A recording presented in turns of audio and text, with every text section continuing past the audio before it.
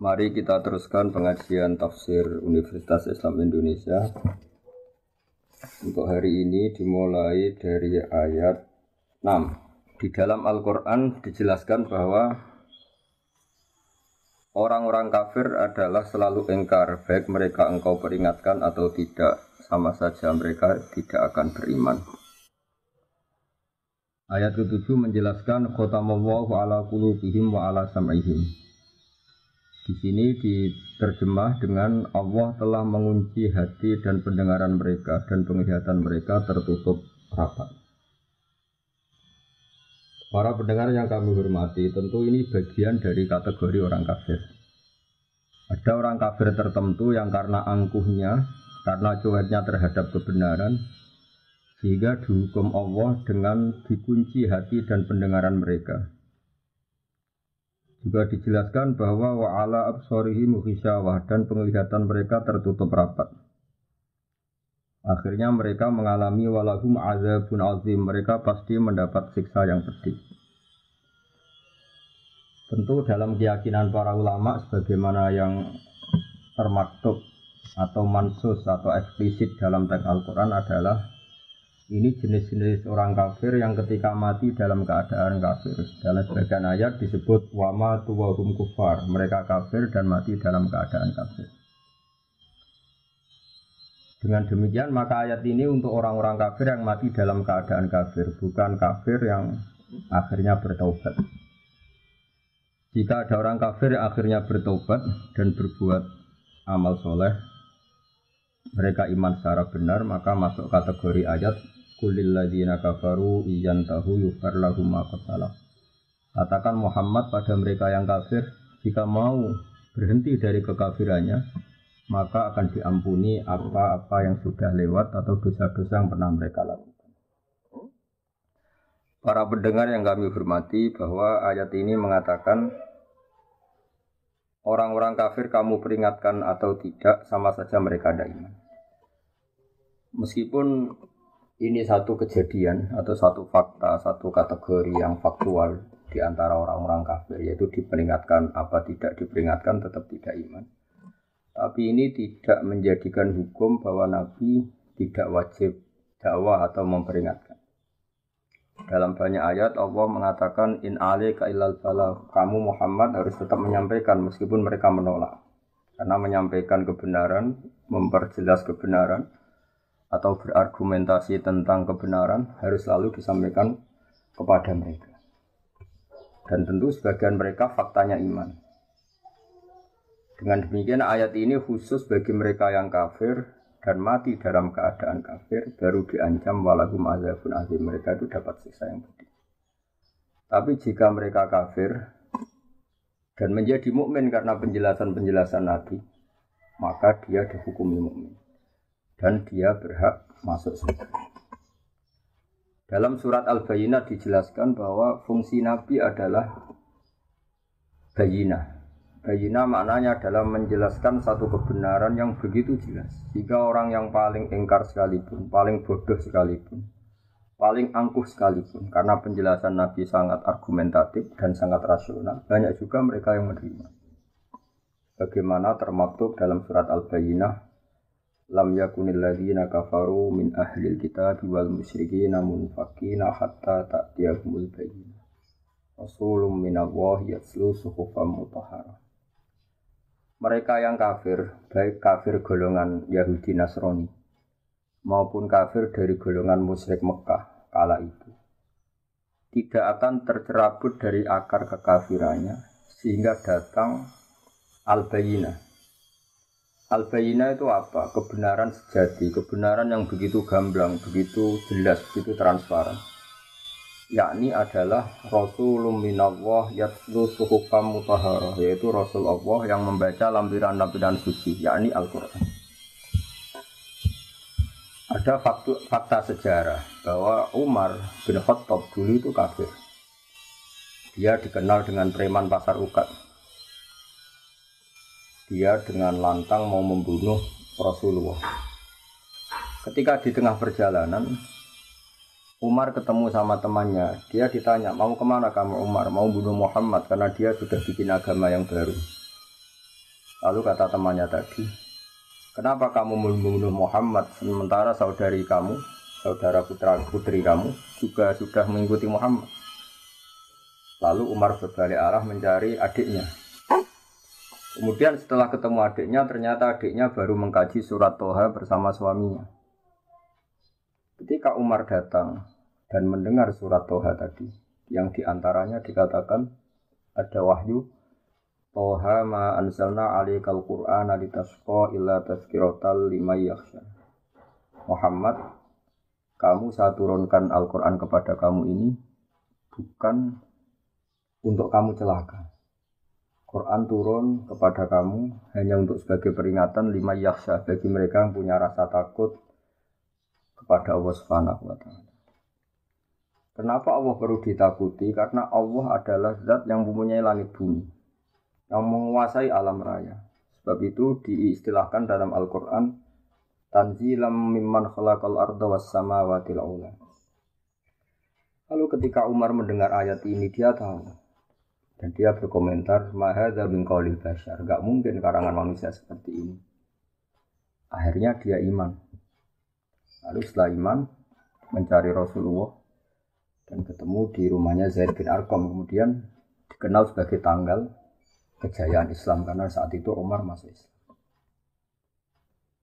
Dengan fakta-fakta seperti ini, maka ayat 5, ayat 6, ayat 6 dan ayat 7 adalah khusus orang-orang kafir yang mati dalam keadaan kafir.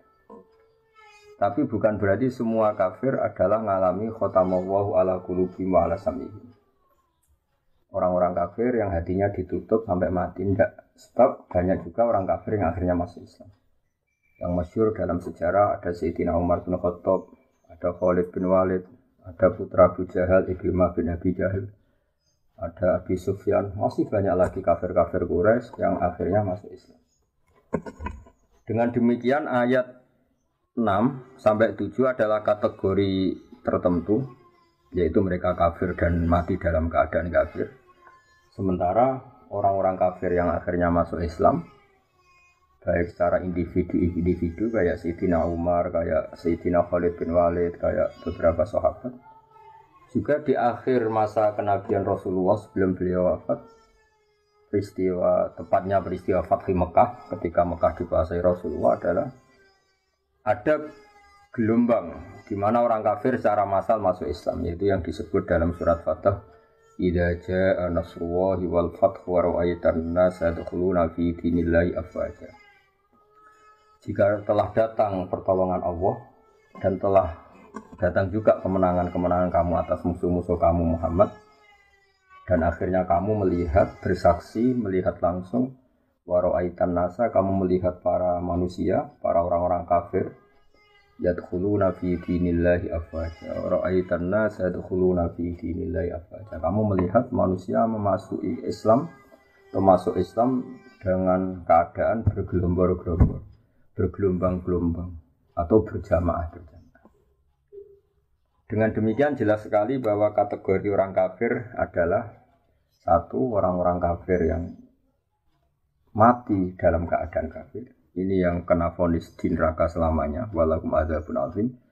Ada orang-orang kafir yang akhirnya Islam. Ini yang disebut dalam ayat qulil ladzina kafaru iyantahu yughfar lahum ma qad salaf. Katakan pada orang-orang yang kafir, jika mau berhenti dari kekafiran, maka dosa-dosa mereka akan diampuni.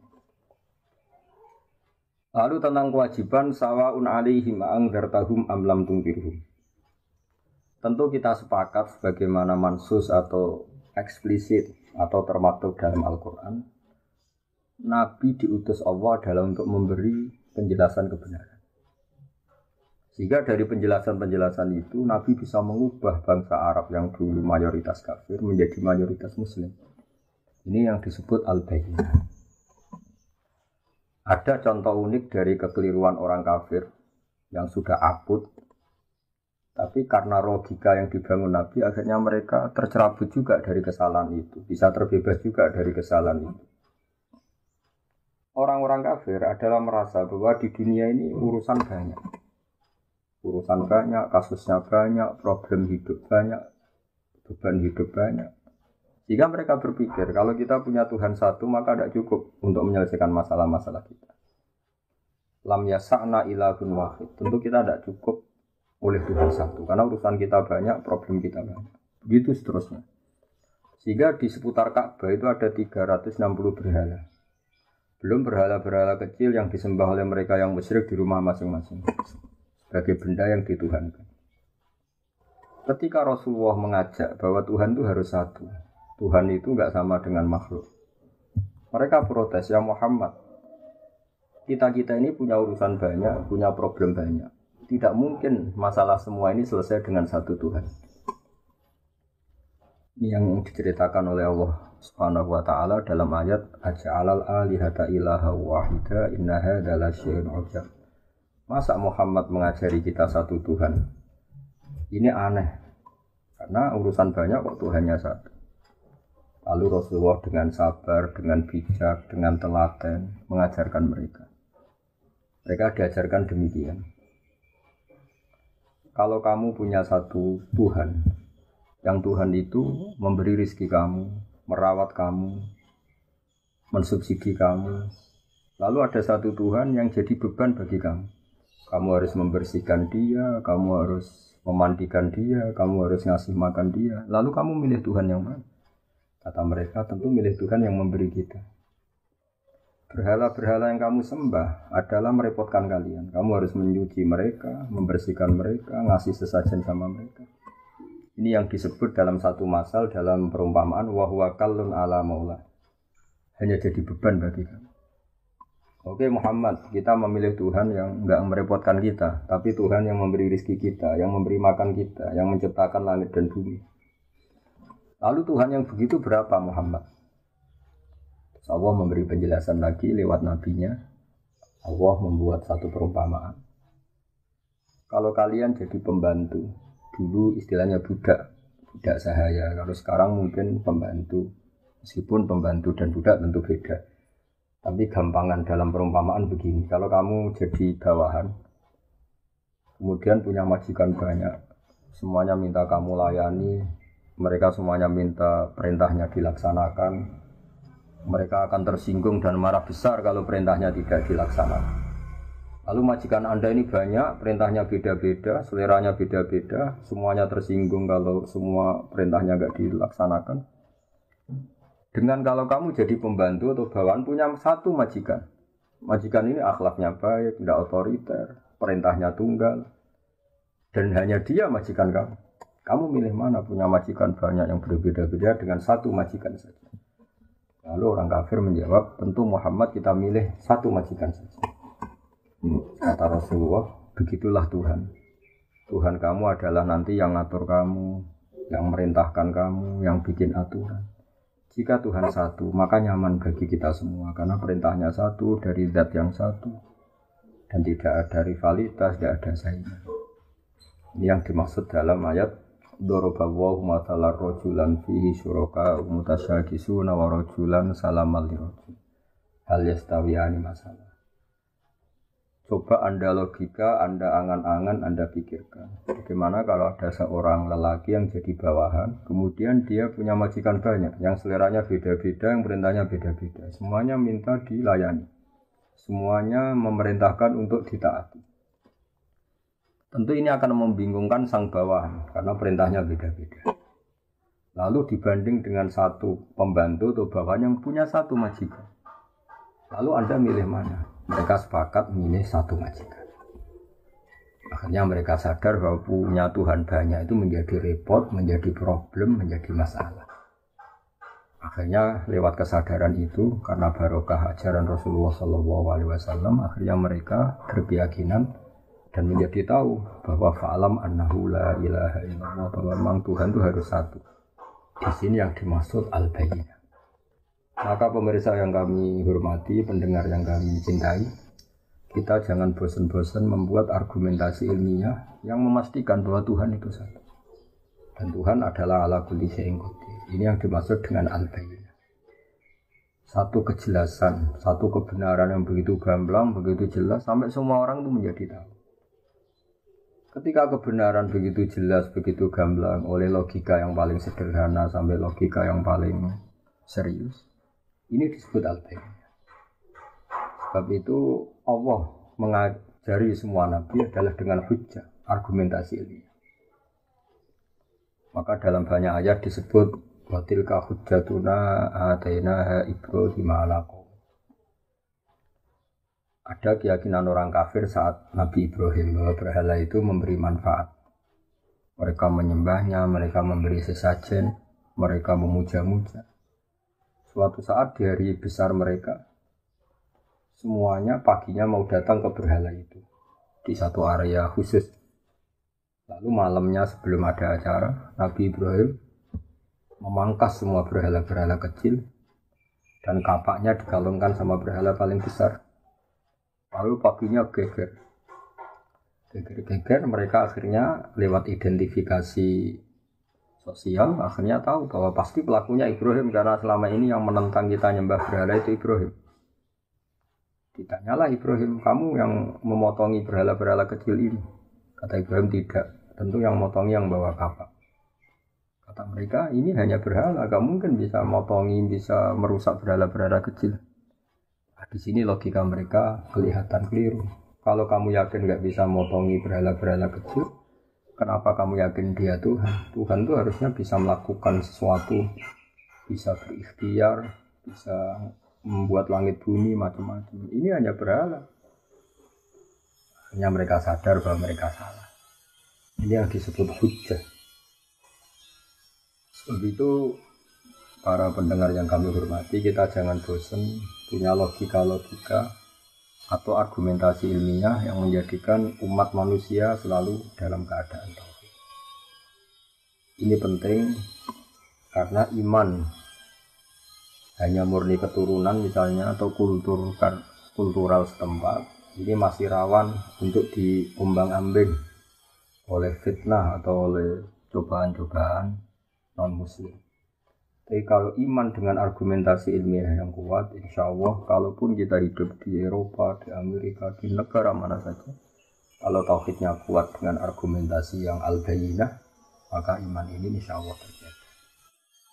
Sebab itu para nabi sering mengatakan, Qul inni ala bayyinatin min rabbi. Kita ini begitu jelas mendapatkan kebenaran dari Tuhan. Ada kisah unik zaman kafir Quraisy. Ada seseorang yang malam-malam memuja-muja berhalanya. Kemudian pas dia memuja-muja berhalanya, kebetulan saat itu ada seekor luwak mengencingi kepala berhala itu. Maka dia kaget, terus si menyembah tadi bilang, Ailahun yabulu alaihi sa'laban. Masa ini Tuhan kok dikencingi luwak? Terus dia sadar dan ini. Sehingga hemat kami para pendengar bahwa latihlah terus logika beriman. Logika bahwa Allah satu, Tuhan satu. Sebab ini satu logika yang paling final. Logika yang paling final dan paling mudah diterima oleh akal sehat. Akal kita, rasa kita, fitrah kita, kalau dikatakan Tuhan satu dan Tuhan menguasai alam raya dan Tuhan tidak punya rival, tentu lebih mudah menerima. Sehingga disebut agama ini fitratallahi allati fataran nasa 'alaiha. Selain logika ini tentu akan mengundang pertanyaan-pertanyaan terus yang lebih ekstrim. Misalnya logika Tuhan tiga, pasti pertanyaannya lalu tiga ini yang paling hebat siapa? Yang paling pertama siapa? Ini pertanyaan-pertanyaan yang nggak mungkin terjawab. Sehingga paling mudah di logika adalah Tuhan itu satu dan Tuhan tidak ada jenis yang sama. Tidak ada yang sama, yang sejenis. Di sini terus kemudian orang-orang kafir tanya lagi, ya Muhammad, Tuhan kamu yang menarik itu, yang hebat itu, lalu sifatnya kayak apa? Turunlah surat Qul huwallahu ahad, Allahus samad, lam yalid wa lam yulad wa lam yakul lahu kufuwan ahad. Tuhan kami ini juga Tuhan kalian, Tuhan sealam raya dan Tuhan yang sejati adalah Tuhan yang satu. Allahus samad dan Tuhan yang menjadi tujuan untuk kita lapuri masalah-masalah kita. Tuhan yang kita berdoa kepadanya setiap kita punya masalah. Lalu ciri Tuhan lagi adalah lam yalid wa lam yulad. Dia tidak melahirkan juga tidak dilahirkan. Ini penting karena Tuhan adalah zat yang nggak mungkin ada kembarannya. Sehingga kalau punya anak nanti tentu anak itu sejenis dengan bapak. Padahal ini tidak mungkin dalam Tuhan. Karena Tuhan adalah laisa kamitslihi syai'un, pasti tidak ada kembarannya. Karena Tuhan adalah zat yang azali, yang pertama, dan tentu punya sifat-sifat yang sama sekali berbeda dengan makhluk. Yang oleh istilah para ulama disebut mukhalafatul hawadisi, pasti beda dengan makhluk. Kalau bahasa Quran menyebut laisa kamitslihi syai'un, pasti enggak ada padanya. Kemudian ayat ini ditutup walam yakul lahu kufuwan ahad, dan tak ada seorang pun yang akan menyamai Tuhan sampai kapanpun.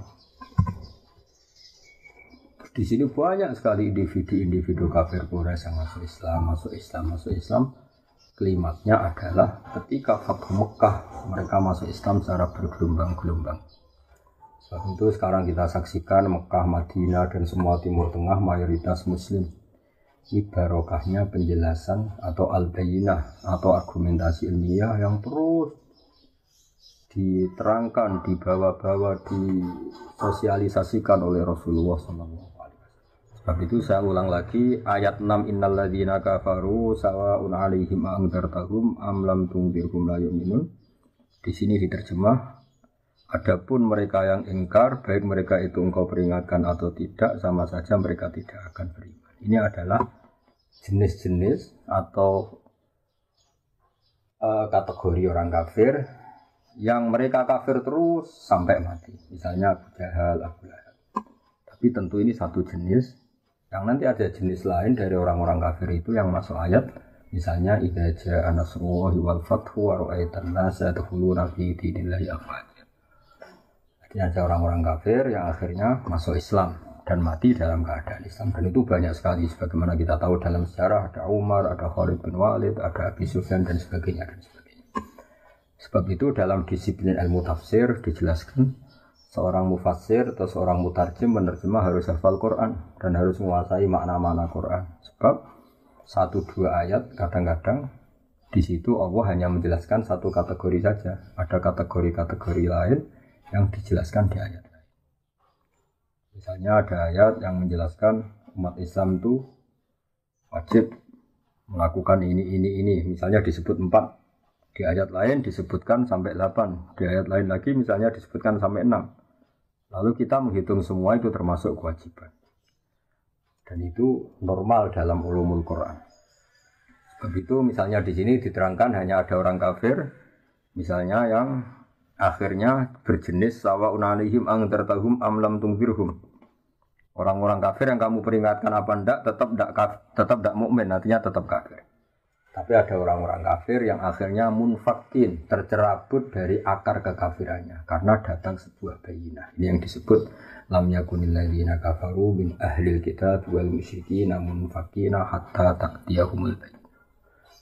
Ini penting saya sampaikan biar kita punya tradisi kalau sebagai mufassir atau pengambil makna dari Quran, kita harus komprehensif ayat-ayat yang terkait kita kaji, tematik-tematik yang terkait kita kaji, asbabun nuzul kita kaji, kesimpulan-kesimpulan linguistik juga kita kaji, fakta-fakta sosial juga kita kaji. Dengan demikian terus kita menyimpulkan ada sekian kategori yang baru boleh kita yakini sebagai hasil penelitian atau hasil penafsiran. Contoh gampang misalnya begini. Di ayat-ayat umum tentu orang baik itu wayuqimunas sholat, yaitu yang mendirikan sholat. Orang-orang baik adalah orang-orang yang iman bil ghaibi, melakukan sholat, mau melakukan zakat. Kemudian di sini misalnya secara eksplisit nggak disebut haji, tapi nanti di ayat lain jelas di antara rukun Islam misalnya kita kena khitab, kena aturan wa atimul hajjal umrata lillah. Atau misalnya di ayat lain dijelaskan walillahi 'alan nasi hajjul baiti man istata'a ilaihi sabila. Kamu ini kalau mampu wajib haji misalnya. Nah, kenapa ini di ayat yang berbeda? Karena memang Quran turun itu dalam durasi waktu 23 tahun. Ada masa di periode-periode Mekah Rasulullah hanya menjelaskan argumentasi tauhid. Makanya ini disebut ayat-ayat Makkiyah atau surat-surat Makkiyah. Kemudian di Madaniyah karena Islam sudah mapan, kemudian kewajiban-kewajiban Islam diterangkan secara eksplisit. Mulai zakat, bahkan kadarnya, nisabnya, aturannya, bahkan mustahiknya, siapa yang berhak menerima zakat, misalnya innamas shadaqatu lil fuqara dan seterusnya. Sehingga justru di antara mukjizat Quran, tingkat kesusastraan Quran adalah menjelaskan itu sesuai konteks. Sebab itu kita tidak bisa menyimpulkan satu Quran tanpa Anda harus hafal dulu semua.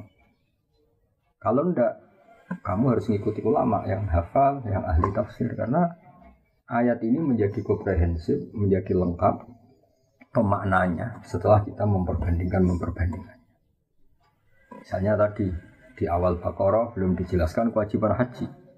Tapi nanti di awal juz 4 misalnya ada kata-kata walillahi 'alan nasi hajjil baiti man istata'a ilaihi sabila. Di ayat lain sampai dijelaskan cara berhaji. Misalnya kamu harus begini, kalau haji itu ada kemungkinan ifrad, tamattu, qiran. Kalau tamattu aturannya faman tamatta'a bil umrati ilal haji famastaysara minal hadi dan sebagainya. Dengan warning dari saya demikian, saya mohon sekali bahwa ulumul Quran adalah ilmu yang sangat sensitif, yang sangat peka, karena Quran adalah kitab suci, panutan umat Islam. Maka sebaiknya seseorang jangan gegabah dalam menafsirkan Quran. Kalau kita tidak ahlinya, bisa merujuk ke terjemah Kemenak atau terjemah-terjemah keluaran Al-Azhar, keluaran konsensus para ulama yang kredibel atau mengikuti ulama-ulama yang muktabar, yang kredibel, yang kapabel di bidang.